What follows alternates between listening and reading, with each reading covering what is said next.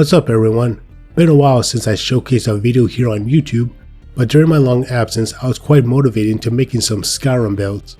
Since I was pretty satisfied with how they turned out, I figured I'd share a couple over the next few weeks. Like with all my previous builds, they will require mods like Ordinator and such that provide some fun and exciting abilities that deviate from the base game, while also being a bit overpowered. With that out of the way, let's start this week with the Oblivion Wyress, a damage dealing spellcaster that uses a wide range of debuffs and damage over time effects. She can also summon demonic looking minions that are fueled by the spirits harvested from her enemies. Having the power to twist the souls of her victims, empowers the Wyress and her minions to cripple their opponents. While this build is inspired by the Warlock class of Dungeons & Dragons and World of Warcraft, it still plays like a typical battle mage character by also relying on the balanced sword for melee combat. That being said though, the major strength of the Wyress is to have her minions overwhelm the opposition while cursing and damaging their targets from long range.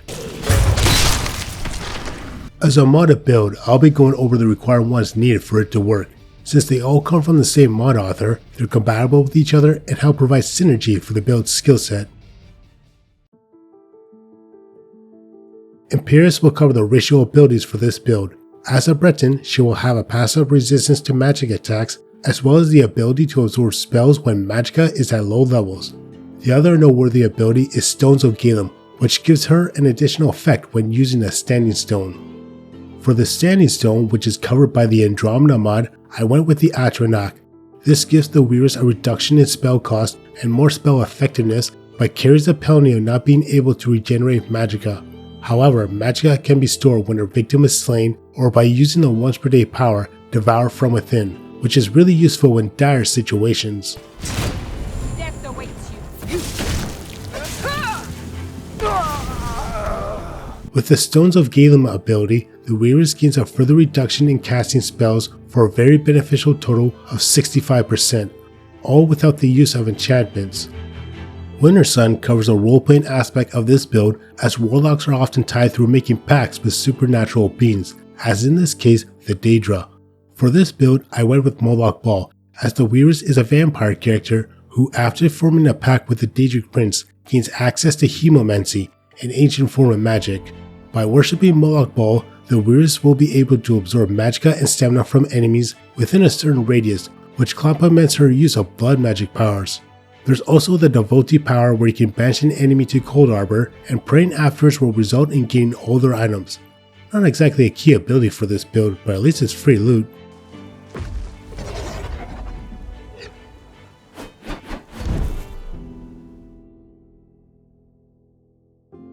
The major focus of the Wyress skills comes from the mod Triumvirate, which features spells tailored for the Warlock class. These spells also introduce a new mechanic that involves binding the spirit of a slain subject to summon a Warlock creature with a special ability. They also gain an increase to health and damage depending on the target slain, so higher level victims you eliminate will result in summoning stronger creatures. Also of note is that these summons are best used in certain situations. There's the Gremlin that has a chance to disarm targets, though since this is a novice spell, they won't last very long in a fight and are only useful as a distraction. The Temple Grim has the ability to feed on spellcasters. With their quick movement speed, they are very useful against mages, being able to stun locking them with their attacks. Ravagers gain a vampire cloak to absorb health from targets. Combining this with some of the perks from the Ordinator skill tree, they can be absolute tanks, so are best used against melee enemies. Magisters gain the ability to regenerate magicka very quickly. They also come equipped with a staff that can absorb the target's magicka and unleash a devastating area effect spell. However, due to their slow movement speed, they're best utilized in open areas rather than inside caves and dungeons. Lastly, there's the Leviathan. The Master Summon can mobilize targets and inflict bleeding damage. Not only do they possess the highest health among the Warlock summons, but they also move quite fast and can track down opponents really quickly, making them the most reliable out of all the minions. To summon a Warlock with its special ability, you need to use one of 3 destruction spells to finish an enemy off in order to bind their spirit. They include Eldritch Blast, Witch Bolt, and Hurl into Oblivion. To know if a target is slain under one of these spells, a purplish pink glow will appear on your player character's hands. You then have 30 seconds to summon a Warlock minion with their special ability. For me, I found that Witch Bolt is the ideal spell to use because of its long duration on the target. I would usually cast it first, then switch to other spells to finish enemies off in case I needed to summon a minion. The other destruction spells, Balefire and Cloud Kill, both deal magic damage and make the targets weaker against the Warlock summons. Last of the Warlock spells fall into the category of illusion, and like the summons they are best used against certain targets. There's Weaken, which reduces the target's attack damage, and Frailty for reducing their armor. Both are ideal against melee opponents. Iron Maiden damages the target each time they attack or cast a spell, so I ended up using it against mages. Good way to teach them a lesson from casting spells all day. Life Tap absorbs the target's health whenever they're struck by a melee attack, which is incredibly useful when you or your summons are engaged in melee combat. Lastly, there's Decrepify, which inflicts slower movement and weapon speed, along with reduction of the target's stamina. Due to its long casting time, you want to use it when enemies are fully engaged against the summons. Some important notes about these spells is that they can target multiple enemies within range, and there's no need to acquire the Master the Mind perk in order to use them against creatures and the undead. Other major spells are provided from the Sacrilege mod, a vampire overhaul that's more vanilla friendly compared to Sacrosanct, but still offers some new features, including blood magic. Like the Warlock destruction spells, blood magic deals raw damage and inflicts damage over time, as well as absorbing the target's health. Other than Vampiric Drain, there's Vampiric Siege, which fires a projectile at the target, Vampiric Orb, which does the same thing except creating an AoE explosion, and Vampiric Cloak, which surrounds the caster with bats, dealing magic damage and absorbing health within melee range. Kill you! While initially these spells are quite weak, they grow more stronger as you age as a vampire. That's because Sacrilege provides a vampire aging system which not only increases spell effectiveness, but also increases attack damage and movement speed along with some other benefits. In order to acquire these spells, you need to access the Vampire Lord skill tree. While this build doesn't spend much time as a Vampire Lord, there are perks from his skill tree that will benefit in human form. There's Hemomancer that makes blood magic spells even more powerful, Blood from a Stone allows blood magic to damage non-living targets, Starving Artist for absorbing the target's stamina from the blood magic spells, and Make Them Beautiful, which can instantly kill targets under the effect of a blood magic spell when their health is at 25% or lower, which is always nice to see. Other spells the Wyress uses are the Bound Sword in dealing with enemies up close, Flesh spells for better protection, and the Flaming Familiar and Seeker summons in dealing with long-range enemies. One disadvantage about the Warlock summons is that they can only be summoned at close range, so having a minion that can distract mages and archers at a distance can help deal with those annoying enemies. Time to die, hero.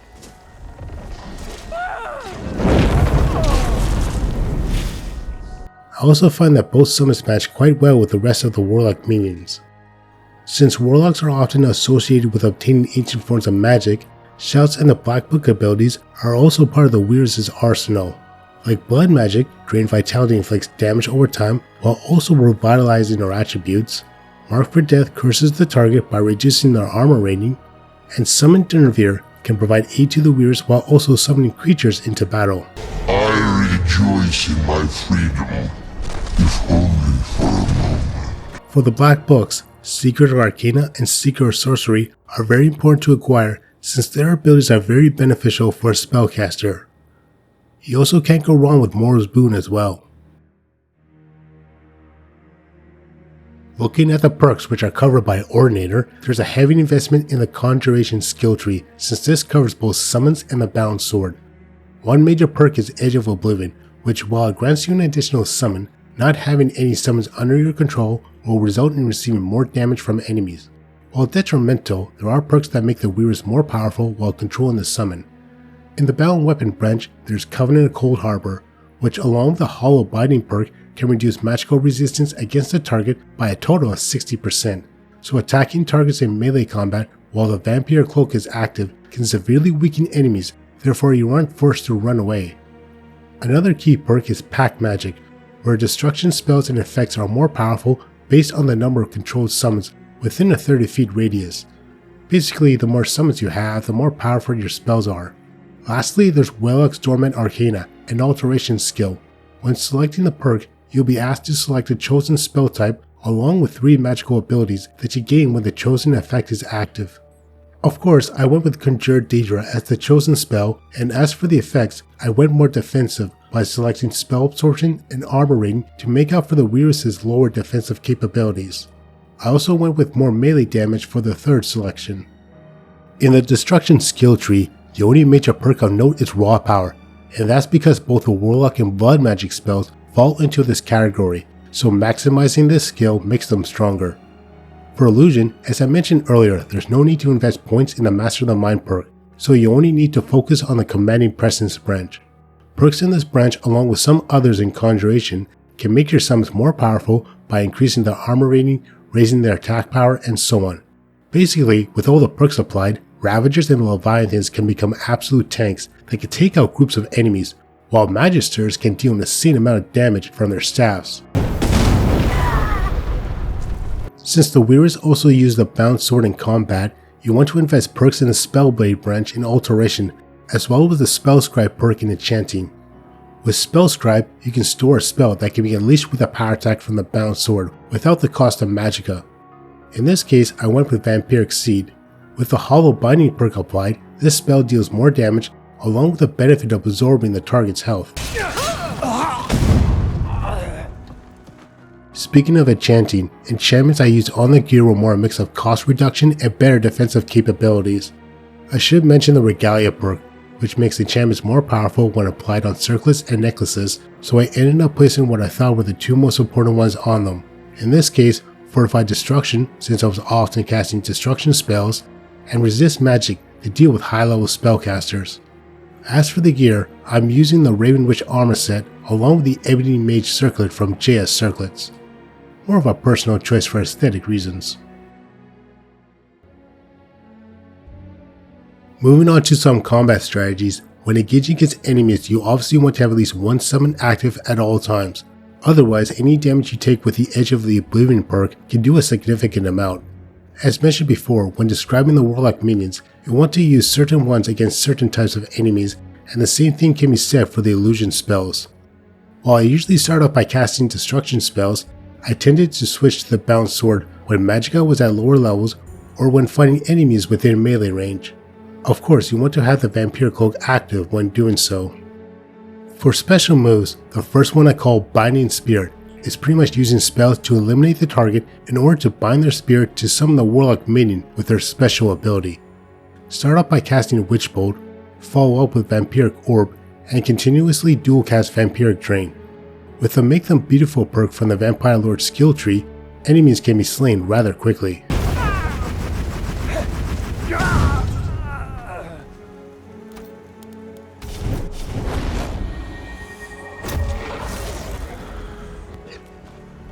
The next one, called Demonic Fury, weakens enemy targets while the Warlock summons are engaged against them.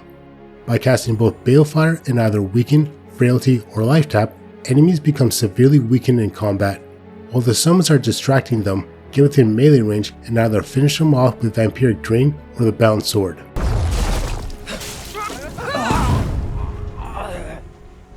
Last one is Widowmaker. With the Bound Sword and Vampire Cloak active, casting Life Tap on the target and following up with some melee attacks can do some major damage, especially when you've acquired all the Bound Sword perks. Even if your character takes crucial damage in the process, their health recovers almost immediately, so this move makes them pretty much invincible for close quarter combat.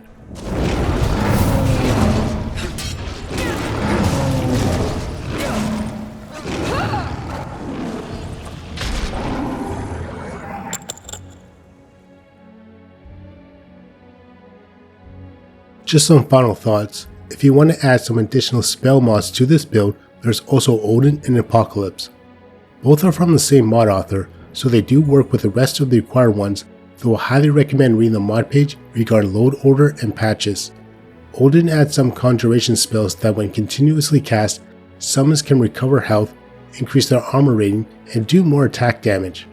While I haven't tested them a whole lot, they can be useful if you want to rely on your summons to do most of the work. There's also some illusion spells that can eliminate a portion of the enemy's health and magicka for a short period of time, but you will need the Master of the Mind perk if you want to use it on creatures and non-living targets. Of course, with Apocalypse, there's Okado's Recital, where spells like Ebony Flesh and Vampire Cloak can be automatically casted when entering combat, so not having to self-cast those spells will save you magicka and make things more convenient. That's it for this build. I do have 3 more coming up within the next few weeks that will use Ordinator and the rest of E9 Salem's mods, so be on the lookout for those. Feel free to use the comment section if you have any questions regarding the build, and I'll do my best to answer them.